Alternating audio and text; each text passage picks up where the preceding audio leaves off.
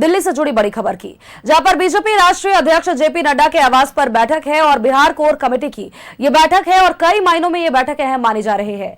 नेताओं के आने का सिलसिला जारी है। केंद्रीय मंत्री नित्यानंद राय पहुंचे हैं जेपी नड्डा के आवास। साथ ही बताया कि राज्यसभा सांसद दीपक प्रकाश पहुंचे हैं जेपी नड्डा के आवास पर। बड़ी खबर, बड़ी अपडेट अपने दर्शकों तक हम साझा करें, जहां पर देखिए लगातार बैठक का दौर जारी है। बिहार विधानसभा चुनाव को लेकर के एक तरफ इंडिया गठबंधन तो दूसरी तरफ एनडीए, लगातार बैठकों का दौर चालू है इनका। और ऐसे में बीजेपी राष्ट्रीय अध्यक्ष जेपी नड्डा के आवास पर आज ये बैठक कई महीनों में अहम मानी जा रही है। कयास ये लगाए जा रहे हैं कि आज को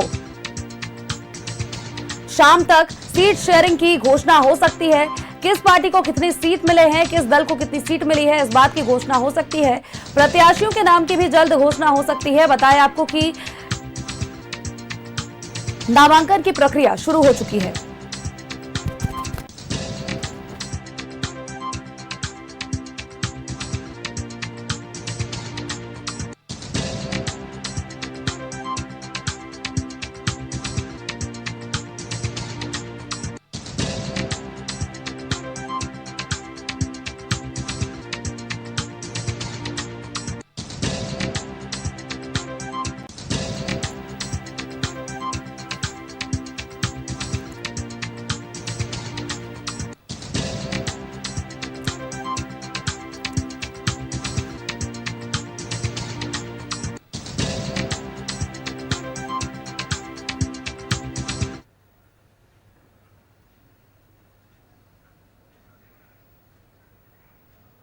और हमारे सहयोगी आनंद सीधे दिल्ली से हमारे साथ जुड़ चुके हैं। आनंद का एक बार रुख करते हैं।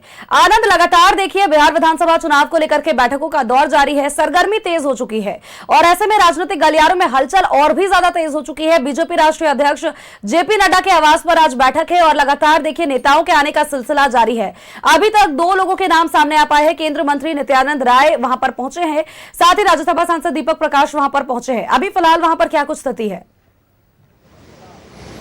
देखिए, अगर आपने मीटिंगों की बात की तो आज जो बैठक हो रही है या कहें मीटिंग हो रही है वो बीजेपी के राष्ट्रीय अध्यक्ष और केंद्रीय मंत्री जगत प्रकाश नड्डा के आवास पर हो रही है और बीजेपी कोर ग्रुप की बैठक है। दरअसल इस बैठक की अगर बात किया तो दूसरी सबसे बड़ी बैठक है, क्योंकि इस बैठक के बाद सीधे सीईसी होती है और सीईसी मतलब सबसे पावरफुल कमेटी होती है और सीधे तौर पर उस कमेटी के बाद टिकट को जारी कर दिया था। तो आज अगर की बात की तो आज इस बैठक में जहां कि मैं मौजूद हूं जेपी नड्डा के घर के आवास के बाहर और उसकी बैठक मेरे पीछे यानी जेपी नड्डा के आवास के अंदर चल रही है, जहां तमाम बड़े नेता जो कि बिहार से ताल्लुक रखते हैं और उसके साथ विधानसभा चुनाव प्रभारी अगर आप धर्मेंद्र प्रधान की बात करें तो वो यहां पे पहुंचे हुए हैं। विनोद तावड़े राष्ट्रीय महासचिव हैं और प्रभारी हैं बिहार के, वो भी अंदर पहुंचे हुए हैं। दिलीप जायसवाल जो कि प्रदेश अध्यक्ष है बिहार के बीजेपी के, वो भी अंदर पहुंचे हुए हैं। सम्राट चौधरी समेत तमाम वो बड़े नेता जो बिहार के प्रतिनिधित्व करते हैं वो इस वक्त मौजूद हैं जेपी नड्डा के आवास के अंदर। दरअसल इस बैठक को लेकर अगर आप बात करें तो उसके कई एजेंडे हैं। सबसे पहले अगर एजेंडे की बात की जाए तो सीट शेयरिंग को लेकर मंथन होगा कि किस पार्टी को कितने सीट्स देनी है, क्योंकि आपने देखा लगातार पटना से लेकर दिल्ली तक सीट शेयरिंग को लेकर हंगामा मचा हुआ। चिराग पासवान नाराज बताया जा रहा था, लेकिन जो जो सूत्र हमारे बता रहे हैं कहीं ना कहीं वो अपनी सीट शेयरिंग को लेकर राजी हो चुके हैं, जिसमें लगभग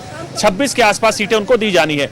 उपेंद्र कुशवाहा की बात की तो 5 सीटें दी जानी है, लेकिन वो सीटें कौन सी होंगी, कहां से दी जाएंगी और उसके साथ साथ मांझी की अगर आप बात किया, मांझी विरोध भरसक ना करें, लेकिन कहीं ना कहीं मनमुटाव है और कहीं ना कहीं वो दिल में उतने संतुष्ट नहीं है जितना वो सोच रहे थे, जितना उनको इस विधानसभा चुनाव में मिलेगा। लेकिन उसके साथ साथ बीजेपी को अपने उम्मीदवार भी खड़े करने हैं, क्योंकि नामांकन की तारीख आ चुकी है और सीधे तौर पर बीजेपी को जो अपने उम्मीदवार है उसका चयन भी करना है। तो यही कारण है कि आज जो बैठक शुरू हुई है उसमें कई एजेंडे रखे गए हैं। सबसे पहले सीट शेयरिंग के साथ साथ जो बीजेपी उम्मीदवार होंगे वो कौन होंगे, कैसे पैरामीटर्स होंगे जिनको बीजेपी टिकट देगी। तो देखो, मैं सबसे पहले आपको ये चीज साफ तौर पर सबके सामने बताना चाहता हूं, ये आपको बताऊं तो बीजेपी ने कई पैनल बनाए हैं। जो प्रदेश से एक लिस्ट आई है, हर विधानसभा सीट पर 3 नाम आए हैं जो स्टेट पैनल ने भेजे हैं। उसके साथ साथ बीजेपी ने इंडिपेंडेंट सर्वे करवाए हैं हर सीट पे, कौन वो उम्मीदवार होंगे, कैसे उनकी परफॉर्मेंस है, पार्टी को लेकर उनका क्या रुख है, संगठन में कितना महत्वपूर्ण योजना है, सोशल मीडिया पे कितने एक्टिव है, संगठन में कितने एक्टिव है, उसके साथ साथ दायित्व उनको दिए गए थे उसको कैसे उन्होंने दायित्व को देखा है। तो सीधे तौर पर कई पैरामीटर्स के बाद ही जो एक इंडिपेंडेंट जांच को लेकर या साफ तौर पर जो कमेटी बनाई गई थी वो रिपोर्ट देगी, स्टेट की पैनल आएगा। सीधे तौर पर दोनों पैनलों को रिपोर्ट देखने के बाद ही आज कोर कमेटी अपनी जो लिस्ट होगी वो फाइनल करेगी और उसी लिस्ट को सीधे तौर पर सीईसी के सामने रखा जाएगा। तो कहीं ना कहीं कल जो बड़ी बैठक होगी उसको लेकर आज पूरा रोड मैप तैयार कर लिया जाएगा और उसके साथ साथ सीट शेयरिंग को लेकर भी चर्चा होगी, किस पार्टी को कितनी देनी है, कौन सी सीट होगी। क्योंकि आप देखिए समय जो है समय बहुत ही कम है और यही कारण है कि लगातार मैं इस वक्त दिल्ली में जब जेपी नड्डा के आवास से बैठा हूं तो एक बैठक कुछ चिराग पासवान के ऑफिस में हो रही है और उसके साथ साथ एक कांग्रेस स्क्रीनिंग कमेटी की हो रही है। तो कहीं ना कहीं बैठक को लेकर महागठबंधन की बात की जाए, एनडीए की बात की, दोनों ही गठबंधन सीधे तौर पर बैठकों के दौर कर रहे हैं और कोशिश कर रहे हैं कि जल्द से जल्द अपने उम्मीदवारों का चयन किया जा सके। एनडीए की अगर बात की तो अपने जो एजेंडा है वो सीट शेयरिंग के साथ साथ उम्मीदवारों का चयन और उसके साथ आगे कैसे प्रचार प्रसार किया जाएगा उसको लेकर तमाम रोड मैप तैयार किया जाएगा। लगभग आधे घंटे से ज्यादा मीटिंग को शुरू हुए हो चुके हैं और लगभग अभी 1.5 से 2 घंटे मीटिंग और चलेगी। तो कहीं ना कहीं माना जा रहा है कि बड़ी बैठक है और सीधे तौर पर आज लगभग वो चीज फाइनल हो जाएगी कि कौन उम्मीदवार होगा, कहां से होगा। लेकिन जो घोषणा होगी वो सीसी के बाद होगी, यानी सीसी जब कल होगी, जब कल भी एक बैठक होगी और सीधे तौर पर प्रधानमंत्री से लेकर गृह मंत्री तक उसमें शिरकत करेंगे, उम्मीदवारों का चयन होगा, पैरामीटर्स देखने के बाद ही आगे की घोषणा की जाएगी। तो बड़ी बैठक इस वक्त जेपी नड्डा जो कि बीजेपी के राष्ट्रीय अध्यक्ष हैं, केंद्रीय मंत्री, उनके आवास पर चल रही है। जी बिल्कुल आनंद, और बिल्कुल ठीक कहा आपने। जिस तरह से चिराग पासवान की नाराजगी भी देखी गई थी, जहां पर वो लगातार 35 सीट की मांग कर रहे थे, तो ऐसे में अब 26 से 28 सीटों पर सहमति बनती हुई नजर आ रही है। हालांकि जीतन राम मांझी भी 15 सीटों की मांग कर रहे थे, लेकिन अभी फिलहाल 7 से 8 सीटों पर उनकी भी संतुष्टि देखने को मिल रही है और साफ तौर पर इनका कहना है कि उन्होंने मांगी थी, उन्होंने कहा था, लेकिन उन्हें नाराजगी किसी बात की कभी नहीं थी। और ऐसे में अभी जो ये बैठक चल रही है कई मायनों में अहम मानी जा रही है। लगातार आपसे अपडेट्स लेते रहेंगे। फिलहाल के लिए आपका बहुत बहुत शुक्रिया आनंद, तमाम अपडेट्स के लिए।